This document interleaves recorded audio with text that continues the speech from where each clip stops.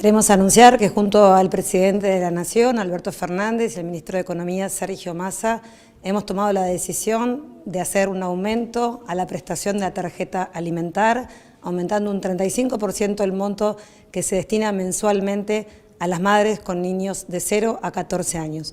Los nuevos montos que impactarán en el cobro en el mes de mayo son para mamás con niños de 0 a 14 años, con un hijo, 17.000 pesos, con 2 hijos, 26.000 pesos, y con más de 3 hijos, 34.000 pesos. Sí, lamentablemente, no es algo que nos agrade, pero la ministra lo único que ha dicho hasta ahora son mentiras.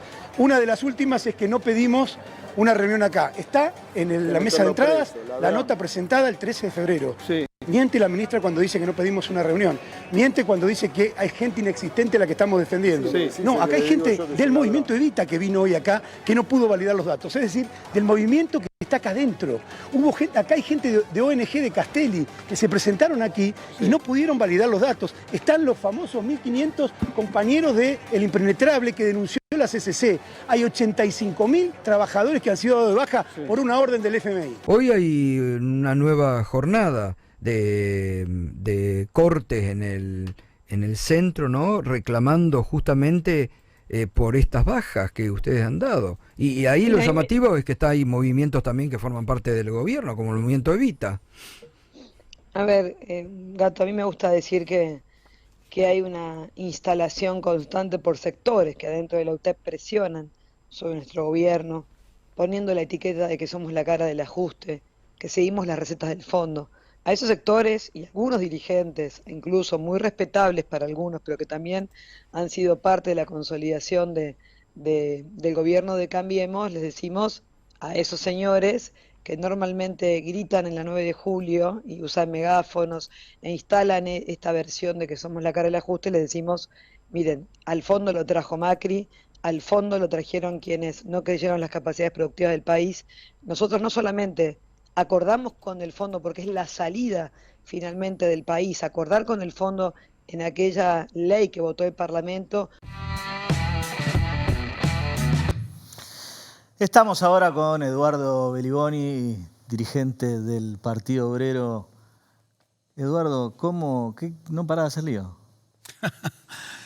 No, el gobierno no para de hacer lío y lamentablemente el lío afecta a millones de personas con la inflación que no para, con una caída del trabajo precario, del trabajo no registrado, que empezamos a ver allá por los primeros días de enero, que se está pronunciando. Esto lo vemos en los barrios cuando la gente empieza a venir más a los comedores populares. Sí. Cuando ves que hay una demanda mayor a la que habitualmente hay y encima tenemos al gobierno que no envía los alimentos que tiene que enviar. Sí. Lo de la ministra ya es incalificable. Creo que vamos a tener que ir a hablar directamente con el gobierno nacional. El conflicto ya va más allá de los potenciar trabajo. Bueno, por supuesto que va mucho más allá porque hay un ajuste general. Ella recién anunciaba, la ministra, un aumento de la tarjeta alimentar. Pongo entre comillas la palabra aumento, porque es del 35%. Y si lo sumamos al último, que fue de 43%, no supera la inflación.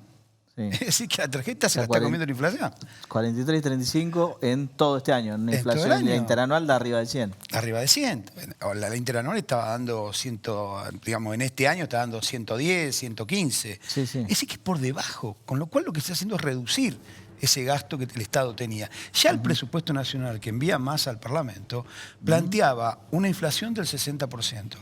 Sí. Todos los presupuestos, no solo el del Ministerio de Desarrollo Social, que es el que nos toca ahora charlar, pero todos los presupuestos, el de salud y el de educación, todos los presupuestos del Estado están a la baja. Al poner una inflación del 60%, vos todo el gasto que estás haciendo es inferior al que efectivamente vas a necesitar de los gastos corrientes que hace el Estado en salud, en educación. Es decir, y eso no se ha corregido. Todo lo contrario, ha venido el fondo a decir, en el último paper que hizo en el mes pasado, en marzo, dijo, está muy bien lo que están haciendo, pero no alcanza. Hay que inclusive ver cómo se hace con el tema de lo que fue la reforma, no la reforma, sino la moratoria jubilatoria, porque no se van a poder pagar esos 800.000 jubilados. Es decir, que estamos frente a un ajuste de características extraordinarias. Que la ministra tenga movilizaciones de su propio sector político, que son las organizaciones sociales oficialistas, es todo un dato. Claro. Es casi, señor juez, ante las pruebas, reléveme de darle más datos. Es un dato del desgobierno, ¿no? que se está dando, porque La verdad es que ya a esta altura el gobierno de Alberto, si no estuviera cerca del final del mandato, creo que estaríamos ante un riesgo alto de un estallido social. Claro, pero las condiciones y los datos sociales son así, son como vos decís, como para una bronca que se expresa de muchas maneras. Yo vengo de La Matanza. Sí. Fuimos al municipio y a la justicia. Hay una persona que es el marido de una compañera que murió en un tiroteo narco, es decir, en un barrio hace 10 días atrás. Estamos todo el tiempo con eso. El problema de la inseguridad es terrible, el problema de la comida es terrible, del hambre es terrible. Todo el tiempo estamos viendo problemas que son dramáticos en un gobierno que, como decís, es un desgobierno, pero que sigue avanzando, mientras tanto, en políticas de ajuste muy, muy fuertes. Muy fuertes, y no terminó. No es que termina la semana Hablando que de viene. políticas de ajuste, recuerdo haberte visto no hace mucho comiendo pochoclo ahí en la 9 de julio. ¿Dejaron de mandar pochoclo y polenta? No, la última movilización que hicimos... Pochoclo no, en realidad el maíz les mandaban. Mirá, ¿no? no solo, claro, mandaban el maíz, que era terrible, porque no es que venía un poquito para alguna actividad social. En una zona como Moreno, que vos sabés, vos conocés el conurbano, Moreno es una pequeña ciudad chiquitita en el centro y todo pobreza, todo pobres. Esa es la ciudad de Moreno. Principalmente calle de tierra. Totalmente, desastre. Y ahí nos mandan 40 toneladas de comida para los comedores populares, que son un montón. Son como 40 los nuestros, o más. Sí. Son como 80 en realidad, estoy diciendo la mitad nada más, de una parte de oeste. Sí. Perdón, de Moreno. Nos mandaron 10.000 kilos de pochoclo. ¿Qué haces con 10.000 kilos de pochoclo? No se lo tenés que tirar en la cabeza a la ministra y decirle, señora, los chicos no comen pochoclo en los barrios, necesitamos que coman comida. Y el otro día en el Puente Pueyrredón hicimos la polenta, cocinamos la polenta que nos mandan. Te voy a contar una intimidad. Yo la comí porque tenía hambre. Sí. Se la convidamos a los mobileros, a los camarógrafos. No la pudieron comer. Todos. A mí no la pudieron comer. Yo la comí y estuve descompuesto porque estaba en mal estado. La que le damos a los chicos. Pero la polenta de por sí es un alimento, digamos, que lo podemos calificar como no voy a decir no perecedero, pero el vencimiento es largo. No estaba vencida, pero estaba en mal estado. ¿Por qué? No sé, pero estaba en mal estado al punto que yo me descompuse. Por supuesto, con gorgojo ni hablar, que tenía gorgojo. Algunos compañeros bromean diciendo, ojo que el gorgojo es alimento, es el único alimento que nos manda el Estado que tiene valor nutricional. Porque si vos tenés que el Estado te manda 7 productos, uno es hierba, el otro es polenta, el otro es harina, no, la harina ni en menor medida, y otro es fideo, bueno, eso no se puede hacer un comedor popular. No se puede armar una comida con eso. ¿Cómo haces la comida con eso? No hay aceite, la mayoría no hay leche, nos mandaron leche casi vencida, con 2 días de vencimiento, cosa que no se puede enviar. Ahora Tolosa Paz dice que no se ajuste. Y bueno, es exactamente por eso, ahí decía yo un poco enojado, que ahora les miente a los propios, porque los que salieron a la calle hoy son los que integran el ministerio, los que están diciendo que tenemos razón, que lo que nosotros decimos, tenemos razón. Ella ha salido a atacarlos, ha salido a decirle que el problema era Macri y ellos no luchaban contra Macri. Lo cual es bastante verdad, eso. Es decir, es verdad que la UTEP no luchaba contra Macri, nosotros sí. Y entonces, medio como que se los tira por la cabeza, a los de la CCC, a los de Levita, ustedes con Macri no hicieron nada. Bueno, usted tampoco, señora, usted menos. Porque los diputados del PJ le votaron 100 leyes a Macri para hacer las barbaridades que hizo. Así que no se acusen entre ustedes de haber sostenido la política de ajuste de Macri, porque ustedes la sostuvieron y ahora la están llevando adelante ustedes. Es decir, el propio gobierno decía que iba a terminar con el ajuste de Macri y terminó el de Macri y el el gobierno empezó diciendo que iban a ver si la deuda con el FMI la iban a pagar. Exacto. Que iban a hacer la denuncia. Hicieron una denuncia, que por supuesto nunca activaron. Una denuncia absolutamente para la tribuna, por la galería, porque claramente no movieron absolutamente nada, porque si se investiga un poquito la deuda externa, bueno, nos vamos a dar cuenta que fue una estafa. Que fue una transferencia de ingresos, como reconoció el propio Macri, a los bancos amigos, para que no se fueran. Entonces estamos en un problema en el que una deuda está condicionando la vida de millones de personas, el trabajo. Si nosotros seguimos en este cuadro, el problema no tiene solución. Ni el de la seguridad, ni el del trabajo. Si seguimos en este esquema en que todos los recursos se concentran en subsidios a las grandes empresas y en el pago de una deuda impagable, por otro lado, porque viste que se va negociando todo el tiempo que es impagable. Ahora la tiraron al 2024. Parece un crédito UBA. Parece un crédito UBA que, como vos sabés, no es que te mantienen los mismos intereses, se te acumulan los intereses. Entonces es una bola de deuda que nos condiciona absolutamente para el desarrollo, que es lo que necesita este país. El país necesita desarrollarse. Es decir, lo que necesita es laburo, que necesita desarrollarse económicamente para que la gente pueda trabajar y tener una vida. Hoy todo eso está absolutamente paralizado. Sí, eso también contribuiría a aflojar un poquito el flagelo de la inseguridad, ¿no? Porque Mira, hoy hablábamos de eso. El problema es muy complejo, no se lo puede tratar livianamente. Estuvimos charlando con Nacho Levy, es el de La Poderosa, que tiene ideas muy... No tengo nada que ver políticamente con él, pero ideas muy interesantes. La idea de que no haya centros de atención a los pibes que tienen problemas de adicción en los barrios es un drama. Porque ¿qué pasa? No hay forma de ayudar a la familia. El pibe está en lo que está. No, y aparte que la asistencia del Cedronar o la asistencia estatal es no totalmente existe. Insuficiente. Pero en ningún barrio existe el Cedronar. Nadie sabe ni cómo se llama. Vos preguntale a las mamás que tienen un chico, un pibe con problemas de adicción. No, si me preguntás a mí cuáles son las funciones del Cedronar, pero están desesperadas te las puedo explicar, no encuentran un lugar donde el pibe se pueda ser atendido. Ese chico compra, es parte del negocio. Después, cuando no tiene para comprar, sale a meter caño, a hacer lo que sea necesario. Es decir, hay un circuito que se retroalimenta. Porque empezaron a pagar con droga. Vos viste que antes, digamos, lo que conocíamos que pagaban con plata a los soldaditos. Pagan con droga. Eso aumenta la peligrosidad de todo. Porque el tipo tiene que vender la droga. Es decir, se empieza a retroalimentar un negocio que, por supuesto, no termina ahí. Está en el blanqueo de plata. En Rosario es así. A través de la construcción. Se habilitan nuevas formas de construcción, edificios enormes que casi nadie habita, en función de blanquear un dinero que viene de ahí.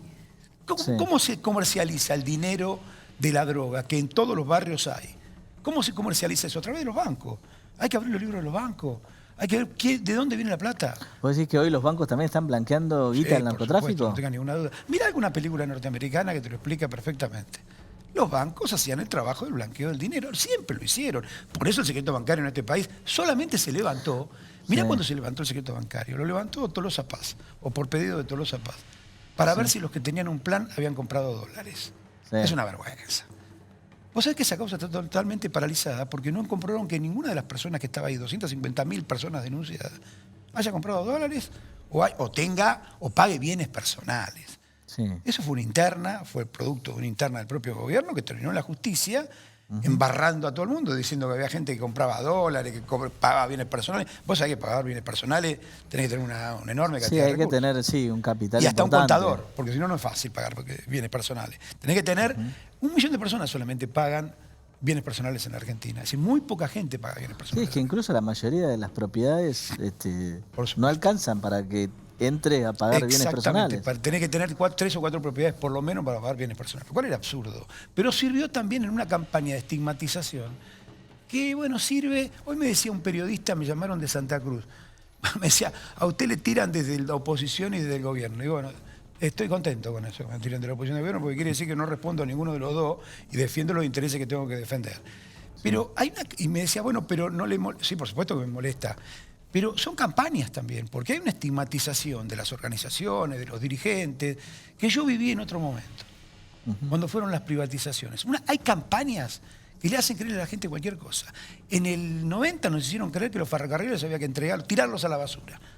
Mirá vos que un servicio como el ferrocarril, que un instrumento como el ferrocarril para el desarrollo, tenía que ser prácticamente cerrado. Eso lo hizo Menem. Nadie modificó esa situación. Bueno, pero eso también en su momento lo hizo por la deuda. En parte por la deuda, era la un joya de la gremio que no abuela. le respondía a él y él buscó desmantelarlo para... y así fortaleció Camioneros. Tuvimos YPF. Bueno, pero ese fue la consecuencia del cierre de los ramales que lamentablemente siguen todavía actualmente cerrados y que abastecían hasta agua en los pueblos y que permitían a un pibe estudiar en un pueblo donde no había universidad, iba en tren hacia otro. Hoy tenés que ir en micro y es una fortuna. Vos tenés que mandar de un chico en el interior, de un lugar donde no hay una universidad, a la universidad en micro, bueno, te sale más barato alquilar. Por eso hay un boom en los lugares donde hay universidades en el periodo escolar de alquileres para estudiantes, porque te conviene más pagarle un alquiler que a un chico que tenés que mandar a estudiar que pagarle todos los días el transporte. El tren era mucho más barato. Sí. ¿Vos pensás que Macri ¿Se va a acercar a Milei para estas elecciones? Yo qué sé. No, la verdad que ahí hay un punto que me cansa un poco toda la discusión. Yo entiendo. Yo a la mañana escucho la radio. Y viste, bueno, está todo este lío de... Y en un punto te cansa un poco porque son las internas de los partidos, que está tan lejos de la realidad que yo tengo que ver todos los días. Vengo ahora de una realidad brutal, de la viuda, de la persona que murió diciendo estoy desesperada, me han matado a mi marido, no sé qué hacer de mi vida, encima la amenazan los narcos. Y vos ves esto que esta gente está todo el tiempo manipulando. Puede ser que Macri se acerque a Milei porque finalmente la derecha trata de reagruparse en medio de esta crisis que armó Larreta con las elecciones dobladas en la capital, o en todo caso sacando al candidato a presidente de la boleta de intendente. Ahí ha golpeado a Marra también, que era el posible candidato a intendente, a jefe de gobierno de la ciudad. Qué sé yo, hay todo tipo de movimiento. Pero ¿qué hay en el fondo de todo este problema? Porque está la crisis de... Vos me decías que antes, la semana pasada, comentaron la crisis del Frente de Todos. Del Frente de Todos. Y acá está la crisis de Juntos por el Cambio. En el fondo está que el problema que hay, la situación social y económica en la Argentina es gravísima. Y el mundo no está mucho mejor. Es decir, la idea, por ejemplo, de Macri del 2015, yo asumo y vienen los brotes verdes, no va a ocurrir. Parece Doman, vos recién te hablabas de Doman también. Sí. Doman quería también, le dijeron, ¿cómo se llama? Ritondo y Grindetti, le dijeron que venían los brotes verdes. Sí. Es decir, que venían los verdes, que no vinieron. Una de las causas de la renuncia es que no pueden pagar la deuda, como decís, y que el tipo dijo, bueno, entonces, ¿qué hacemos con esto? Tengo una deuda... Sí, Independiente tiene un embargo por 4 millones de dólares. Sí. Y está a 2 puntos de irse a la B. Sí, bueno, falta bastante el campeonato. O sea, déjame que especule con eso, yo que soy de Racing. Bueno, entonces tiene muchas chances de irse a la B. Yo que soy de Racing. Tiene muchas chances de irse a la B. No, me da lástima. Fuera de broma, un club como Independiente, en el que la gente iba a disfrutar de la pileta, lo hicieron pomada. Tienen, parece, la idea de privatizarlo, como quisieron hacer con Racing también. Es un desastre lo que hacen los negocios y la política metida en los clubes de fútbol. Porque vos ahí tenés a Ritondo, tenés a Grindetti y tenés al segundo de Berni. Está muy oculto. Nadie lo conoce. Ese no lo tenía. Carlos Montaña, buscalo, firma el comunicado. Ese es el segundo de Berni. Mira, está metido en la Comisión Interna Independiente, inclusive con Moyano, porque hay muchos que estaban con Moyano que siguen estando en la Comisión Interna Independiente. Bueno, pero ahí tendrá que ver una cuestión del juego del DONT en el resultado electoral. Sí, pero están metidos en la comisión y son parte del desastre Independiente de los últimos años. Lo único que rescato es a Cantero, que quiso hacer algo bueno y pobre se fue a la B. Por eso lo mataron. Pero quiso hacer algo bueno porque el tipo quería terminar con el escándalo de la Barra Brava. Es decir, nos metemos con todo el mundo, nos ganamos enemigos cada palabra que me Bien, me parece fantástico. Y te voy a salvar de que sigas juntando más enemigos. Te agradezco muchísimo por venir.